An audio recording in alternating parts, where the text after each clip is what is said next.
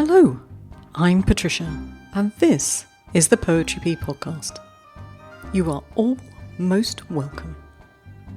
I've got a bit of a cold, so apology for the tone of my voice this time. So anyway, I have a rare treat for you. Renku. And not just one, but two of them.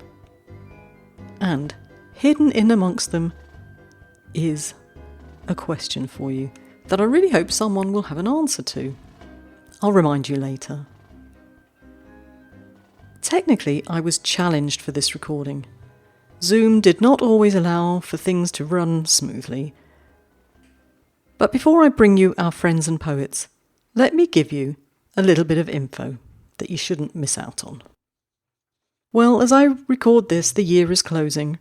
You might be able to hear another storm in the background. And we have just one more submission call available. Our YouTube prompt. A link's going to be in the show notes. Do get your poems into the comments section. It's also your last chance to get your haiku in front of me for consideration for Touchstone nominations. Hurry, hurry, hurry. Keep our Linda busy. We'll take a break from submissions for December, but we will be back in the new year with lots more opportunities for you to get published. Speaking of which, get yourself signed up on the mailing list for a number of reasons. You'll get to know next year's topics a little bit earlier than most people. You'll get special invitations to write, and next year you really don't want to miss that. We've got lots of exciting things happening at Poetry Pea. Now, there may be no submission call out in December, but there will be a full podcast schedule. Do visit with us every Monday, wherever you get your podcasts and YouTube.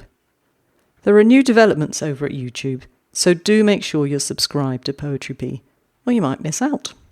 Anyway, in December we'll announce our Touchstone nominations and have more original poetry for you, as well as a workshop to help you with January's submissions. Okay, well, I think that's it for now.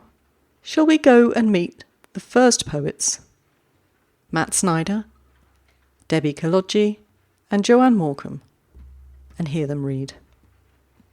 Unfortunately, Laughing Waters and Joshua Gage couldn't make it, so Matt's reading Laughing Waters' verses, and I'm reading Josh's. Spot my deliberate mistake. All I will say in my defence is, I'm not a drinker, and our poet pals were too polite. For this recording of our Renku, I'm joined by a number of poets that you've met on the podcast before.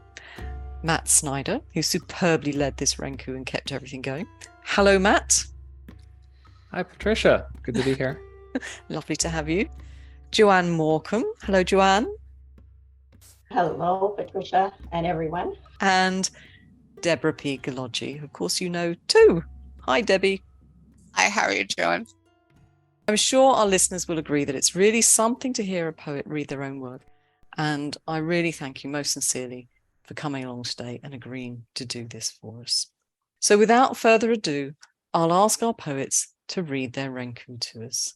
Matt, perhaps you could give us the title and start the reading. The title is Wing to Wing, and the poem goes like this. A nightingale interrupting my handiwork at the sink. A ball bouncing by the child, a robin. Evening rain, swelling its throat, the frog. Origami, unfolding leaf in the cup. Full pink moon, cherry blossoms all aglow. Deep tree shade, we unpack the picnic. Light clatter of shell chimes, patio ants. Algae colon punctuates another round of maites. Bonfire slowly calms down the beat of her feet. Halloween party, Satan's impish grin. The red gold leaves of poison ivy, first to drop. Heirloom ornament, the cat's innocence. Frozen ground, the burial service on hold. In the But Sudan's lacquer, a glint of spring moon. Desert sunrise, my demons among the ghost flowers. Adult child sprouting new words at 40. Sunflower's dark face turns to a sun, the farmer's daughter.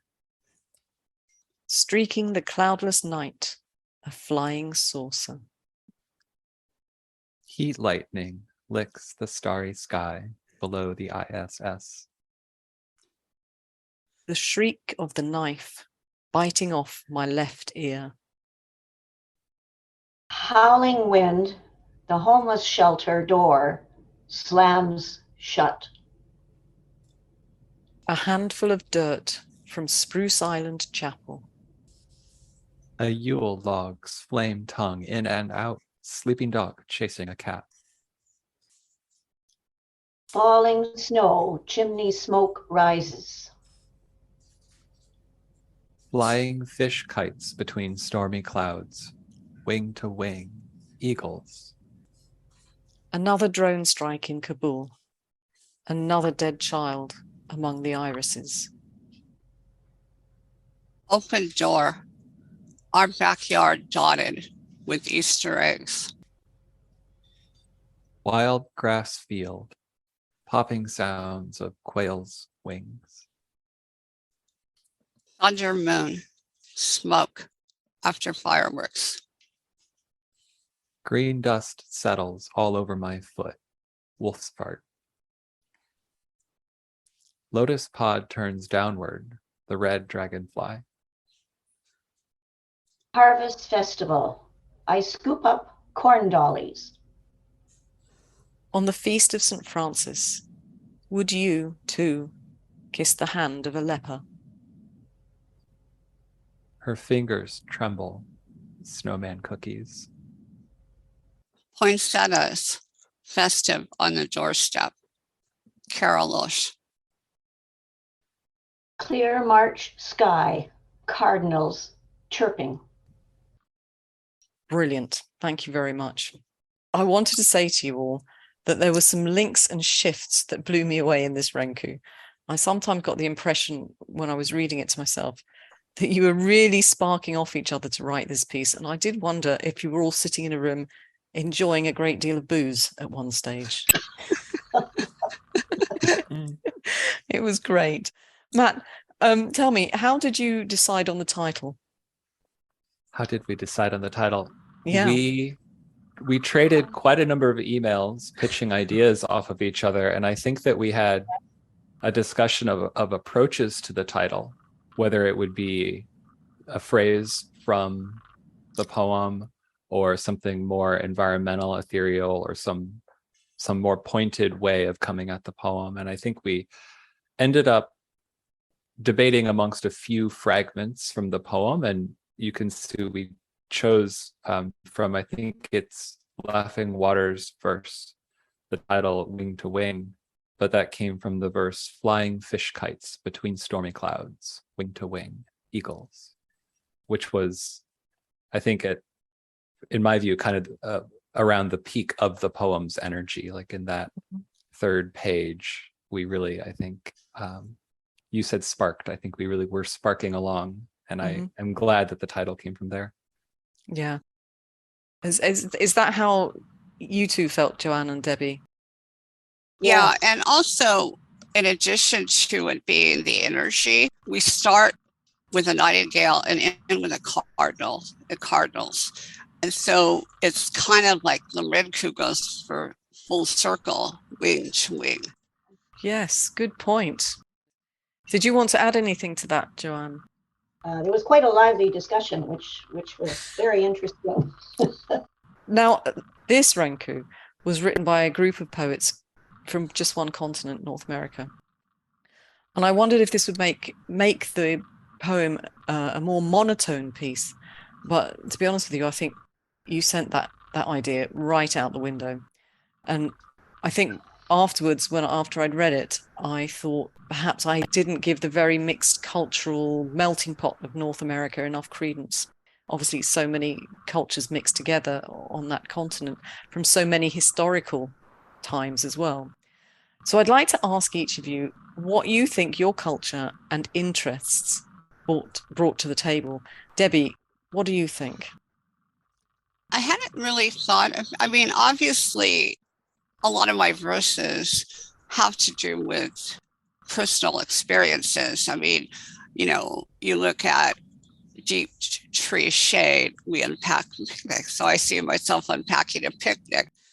And I kind of got there from cherry blossoms because of a trip to Japan where they have the haname, and people are under the cherry trees. I mean, when you think of cherry tree viewing, until I went there, I thought of something more esoteric, but they're really just parties under the cherry blossoms. And so that's how I went from cherry blossoms to a picnic.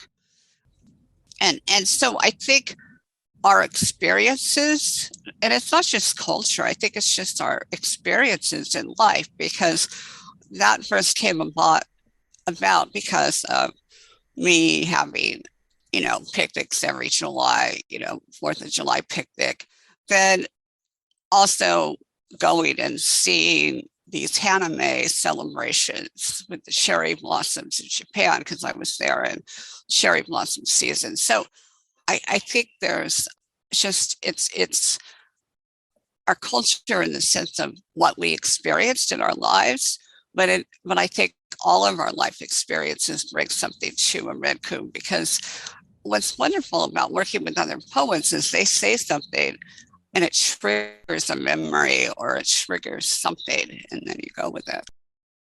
Joanne, what do you think? Well, I would agree with Deborah, and I would add that living in Canada, weather is a factor, especially cold weather, because we have long winters here. So in reviewing mine, I see that fall and winter factor in to mine. The last link, clear March sky. It's actually more of a winter month than a spring month. Mm-hmm.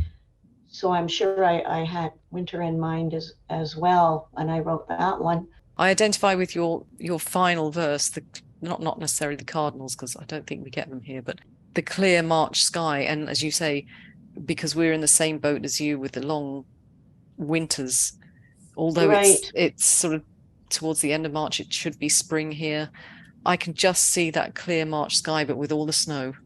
All the Yes. snow still covering my garden. Like please Yes. go away. I've had it by then. So I totally get that. Matt, what do you think? I definitely agree with what Debbie and Joanne commented about personal experiences. I think one thing I loved about our experience of writing together was we definitely all started from there. And, maybe in the dinner party metaphor of the Renku, you unavoidably, I mean, we're all getting to know each other and it's literally a sharing. And so that's where you're coming from. And I think I see themes from me of like bird watching and family early on, but then as we began sparking, I think we really pulled each other into a new place. Mm-hmm. And so the later verses reflect that. I think that I found what I was writing was, linking back to something that Josh put in that really pulled me in a new direction, which I loved and appreciated. And I think that opened us up. I also find that I can't speak for others, but I went back to, I think, some personal experiences in a more open way later in the poem. I have one about adult child, new words at 40, that is something I don't think I would have even thought about sharing early in the poem. I thought that was a really interesting verse, actually. Do you want to give us a bit of background on that one, or is it too personal? No, sure. So adult child, if you don't know the term, it's a term used for people who I think realize later in life the impact of their parents' alcoholism from when they were a child. Mm-hmm. And so the poem is coming from that place of realization and learning a new vocabulary in midlife to speak to these early experiences. And I wouldn't share that at the start of a dinner party, but perhaps 2 hours in, after everyone else has been sharing, you really feel closer and more willing to open up. Yeah, absolutely. I felt that very clearly throughout this Renku, that you really did. It felt like you got quite close to one another and quite open with one another with that. Really, really interesting. And another interesting spin, I think it was, as you said, you and Josh again. Heat lightning licks the starry sky below the ISS, which Josh follows with the shriek of the knife biting off my left ear. And I thought, that's so Josh. He's taken, I think, the starry sky and the Van Gogh, the idea of Van Gogh and the knife. At least that's the way I'm looking at it there. And there were so many of those where you've sparked off one another with those wonderful sort of shifts and links. Joanne's Frozen Ground, the burial service. Well, coming from Debbie's heirloom ornament, the cat's innocence, to Joanne's Frozen Ground, and then on to Joshua, to the Butsudan's lacquer, a glint of spring moon, and so on, and just lovely images, one following another. It was just super. And again, keeping it going, as you said, your adult child, followed by Laughing Water's sunflowers, superb. I really, really enjoyed reading your Renku. Thank you very much. Before I ask this wonderful group of poets, and I was thinking about this, what do you think the collective noun for a group of poets should be? Because I've Googled it and I can't find anything. I have a thought. I'm going to go with an anthology of poets. Anyone else want to chip in with an idea? Anyone know what it officially is? Maybe dinner party? Indeed, it could be. But I wanted to thank, in the spirit actually of dinner parties, I suppose, I wanted to thank Joshua, although he's not here, but he can listen to it later, for introducing me to, and I don't know if I pronounced it right, Algie Colon, because I got distracted listening. He's a musician. I got distracted listening to his work on YouTube, and I've fallen quite way behind my own now. Thank you, Joshua, for that one. And so, Matt, would you lead off your Renku again for us to finish? Wing to wing. A nightingale interrupting my handiwork at the sink. A ball bouncing by the child, a robin. Evening rain, swelling its throat, the frog. Origami, unfolding leaf in the cup. Full pink moon, cherry blossoms all aglow. Deep tree shade, we unpacked the picnic. Light clatter of shell chimes, patio amps. Algie Colon punctuates another round of maites. Bonfire slowly calms down the beat of her feet. Halloween party, Satan's impish grin. The red gold leaves of poison ivy, first to drop. Heirloom ornament, the cat's innocence. Frozen ground, the burial service on hold. In the Butsudan's lacquer, a glint of spring moon. Desert sunrise, my demons among the ghost flowers. Adult child sprouting new words at 40. Sunflower's dark face turns to a sun, the farmer's daughter. Streaking the cloudless night, a flying saucer. Heat lightning licks the starry sky below the ISS. The shriek of the knife biting off my left ear. Howling wind, the homeless shelter door slams shut. A handful of dirt from Spruce Island Chapel. A Yule log's flame tongue in and out, sleeping dog chasing a cat. Falling snow, chimney smoke rises. Flying fish kites between stormy clouds, wing to wing, eagles. Another drone strike in Kabul. Another dead child among the irises. Open door. Our backyard dotted with Easter eggs. Wild grass field, popping sounds of quails' wings. Thunder moon. Smoke after fireworks. Green dust settles all over my foot. Wolf's fart. Lotus pod turns downward, the red dragonfly. Harvest festival. I scoop up corn dollies. On the feast of St. Francis, would you, too, kiss the hand of a leper? Her fingers tremble. Snowman cookies. Poinsettias. Festive on the doorstep. Carolos. Clear March sky. Cardinals chirping. Thank you. That was lovely, and I thank you all very much for writing it, for sparking so many wonderful ideas off each other, and for coming along today and reading to us. Thank you very much indeed. You're welcome. Thank you. Thank you for having us. It was a Mhm. fun Thank you. experience. Okay, I know mispronunciation is very annoying, so I'm going to have another go. Algae colon punctuates another round of Mai Tais. Thanks for bearing with me. Hope it didn't ruin it for you. So, my poet friends, what is the collective noun for a group of poets? Do email me. Perhaps we'll have a poll. How do you follow up that brilliant piece of poetry?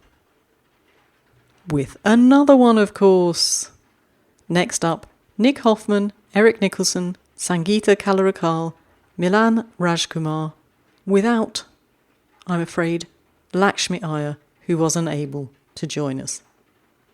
But in the first run-through, I'm going to read all her verses, and in the second, Sangeeta's going to help me out, because my pronunciation is a bit off.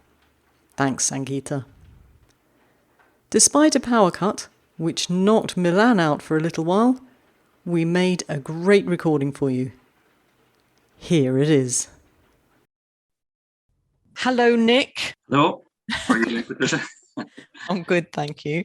And Eric Nicholson. Hello, Eric. Hello. Now, if you're a regular to the podcast, you'll have heard these two before because they read to us when we last did a Renku on the podcast. And I'll put the link in the show notes if you want to go back to it.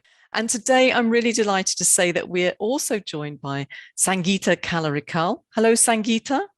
Hi, Patricia. Hi, Milan, Eric, and Nick.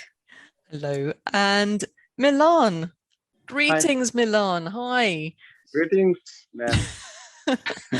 Now, Lakshmi Iyer was meant to be with us, but sadly can't join us today. And Lakshmi, if you're listening, and I'm sure you will be, I will do my best to read your part of the Renku.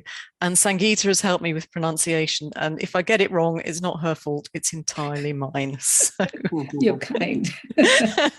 so without further ado, I'm going to ask our poets to read the Renku to us.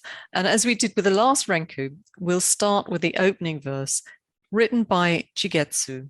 And Nick, perhaps you could give us the title and start the reading for us. Renku is called Spring Table. A nightingale interrupting my handiwork at the sink.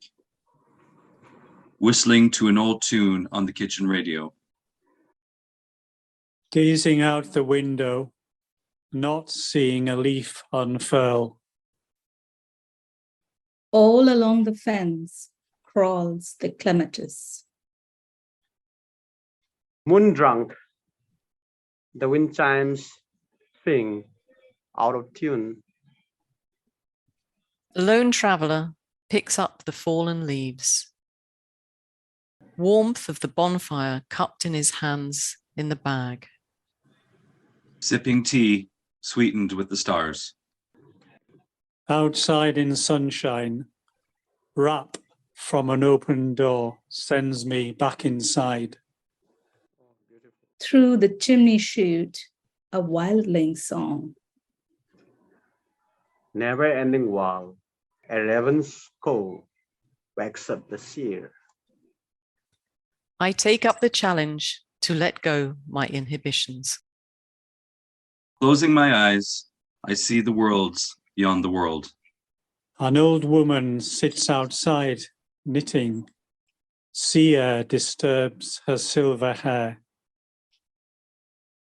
Estonian lace, not a wrinkle out of place. Synthetic jackets for the seared sheep. Autumn breeze, in the folk stories told and retold. Returning to Tir na Nog, a white horse races the waves. Seagulls wheeling above the cliffs, above the surf. A woman gazes at her own wrist, wondering what it is. Sea laps from sand into the horizon. Approaching thoughts fade. The posture of a temple for my demented mother. Vishukani, a spring table kept near the window. All day, the hiss and pop of firecrackers. Suns high in blue sky.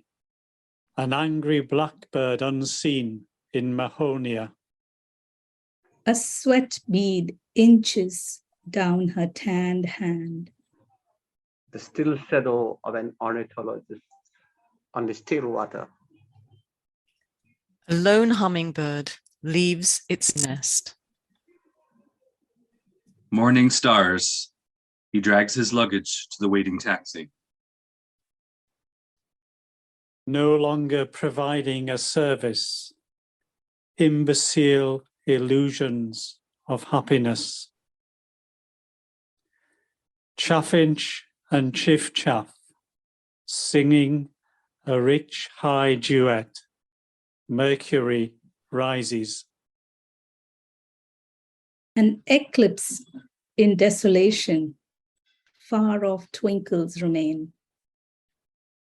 This reckoning dream of mushroom clouds somewhere, someday. An orange dawn reminds us of a new beginning. Early morning chorus, the lively chatter of DJs. A shiver of anticipation for the coming winter. Lovely. Those were beautiful verses, which I thought took a slightly surreal turn around verse 11, Milan's verse, the never-ending wall, a raven's call wakes up the seer. I thought you went off in a very interesting direction at that stage. You took it up, and I think Lakshmi followed that up with letting go their inhibitions, and I felt that go on throughout. And I've also thought that there were ideas of mythology and religion from a variety of cultures mentioned within the Renku. I wondered if that came from the cultural variation of the poets within. And so I'm going to ask you all in turn what you think your culture, your experience brought to the Renku. And Nick, I'm going to start with you. What do you think? My background is German and Irish, so I definitely brought some Irish point of view into it, particularly with the Tir na Nog verse, which I thought was kind of nice to be able to do that. I think I was partly inspired to do that by having people bring in their own, as you were saying, like the different influences coming into the poem. I think that kind of sparked me to do that as well. I was very pleased you said you read that verse, Tir na Nog. What do we know about Tir na Nog? I think it's the land of eternal youth, basically, in Irish mythology. Okay. And there's a myth, the names escape me at the moment, but there's a myth where a woman, she was a princess of that land, came to Ireland and she met one of the Fianna. He decided to go back to Tirnanog with her. And they got married and he spent 3 years in Tirnanog. But then he got homesick and he wanted to come back to Ireland. So she told him not to, she gave him a magical horse, the white horse that it's in the verse, and told him not to get off the horse while he was in Ireland. So he comes to Ireland, and of course something happens. Different stories where either the saddle breaks or he gets down to help some people move a rock, I think. And immediately he ages 300 years because 300 years passed in the 3 years. So then the horse ran off itself and returned to Tirnanog without him. Typical. Kind of sad. Yeah, typical, yeah. You gotta listen. Thanks, Don't Nick. get off the horse. Yeah, you should always listen when a woman talks to you anyway, Nick. Exactly. You should know this. Yeah, that's the moral of the story. Eric, what do you think? How do you feel about this mysticism and symbolism throughout the poem? Well, I'm a Buddhist. Okay. So I don't know whether that has any bearing on any of my contributions, possibly the one about the woman looking at her wrist and wondering what it is, seems to question our identity, our everyday self, perhaps balanced with the deeper self, or the, if you like to use the term, mystical. Yes. Maybe there's a slight mystical flavour to that. I thought you brought the poem back into sort of into a realm of realism with your verse, "Sun's high in blue sky, an angry blackbird unseen in Mahonia." I thought that brought it down. We'd been off on our flights as fantasy, and then we were coming back, and things were the poem was drawing to its end, and you were sort of, that's the point at which I could see it drawing into its end. So thank you, Eric. Thank you for that. Sangeeta, what about you? Did I get Vishnukani right? More or less. The emphasis, it doesn't matter. It doesn't matter. Only because we'd get what it mean. We always understand your pronunciation, Patricia. So tell me, Sangeeta, what do you think you brought culturally and experientially to the poem? I think more than my cultural background as regards to religion and other traditions, I think I brought in my love of gardening in, and my and I miss the sea. Right now I'm in the inland, Minnesota. We're landlocked, right? Yeah. But I miss the sea. I grew up in Bombay, just a few minutes off the Arabian Sea. So those are the things that it keeps coming back to me. So in a way, you could call that is my culture, right? And that's kind of what I brought. Yeah. But the best part about this, Renku, was that we were all from different culture and we got to learn a lot. I'm Milan. So Milan, hi. What do you think you brought with your experience? I mean, we were talking before we were recording, you and me and Sangeeta, about our love of plants. So that goes without saying. But what else do you think you brought to this? I think our culture and tradition has just kind of this brevity in our folk songs, and brevity in our prayers, and brevity in everything. We do not expound. Thank you, Milan. It's been a real pleasure hearing the poem, and I think we should hear it again so people can really enjoy it. And I would encourage people to go and read it in the journal and enjoy, as I have done, reading it on the page. And I hope everyone enjoys reading it or hearing the reading from our wonderful bunch of poems. So Nick, could you take us through it again, please? Spring table.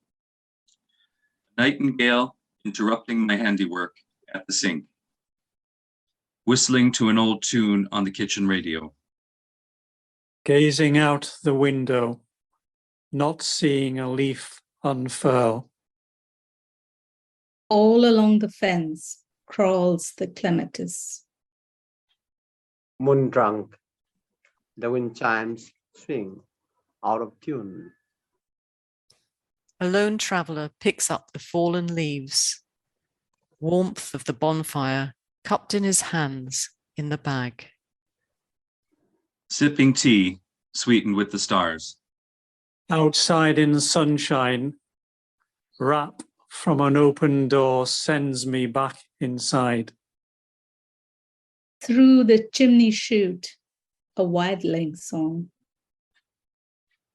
Never-ending wall, a raven's call wakes up the seer.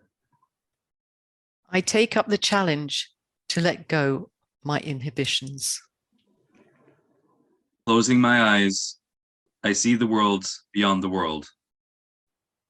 An old woman sits outside knitting. Sea air disturbs her silver hair. Estonian lace, not a wrinkle out of place. Synthetic jackets for the seared chief.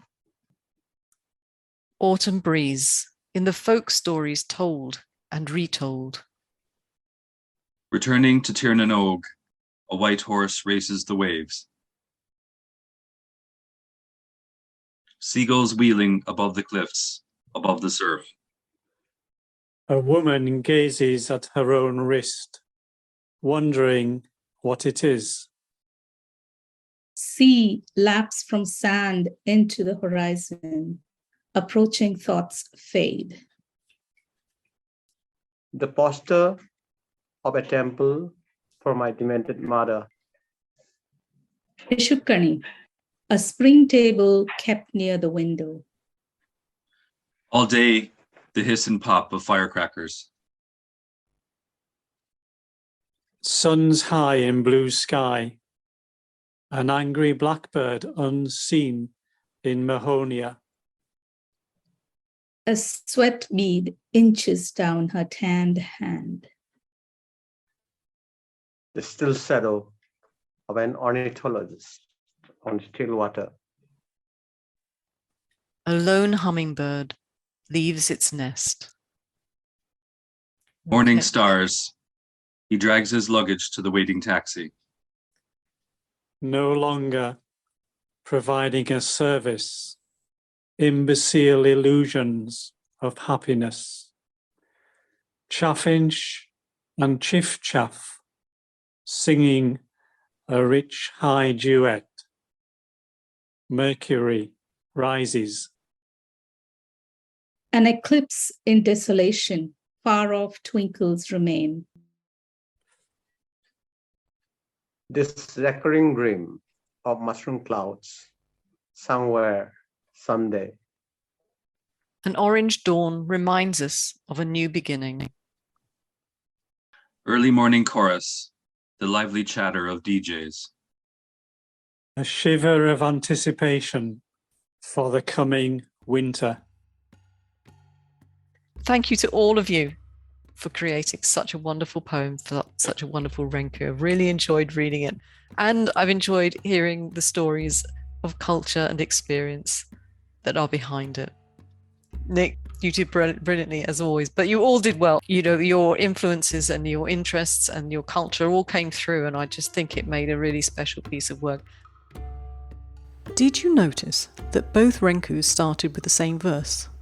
I'll put it in the show notes so you can have a read. I thought it would be an interesting experiment to see what would happen if two groups had the same hokku to start. Well, they showed me two very different but wonderful pieces of work. I hope you agree. Thank you to all the poets who took part in the Renku. They'll be featured in Journal 223 this year, and as it's in progress, I've not put them in the show notes.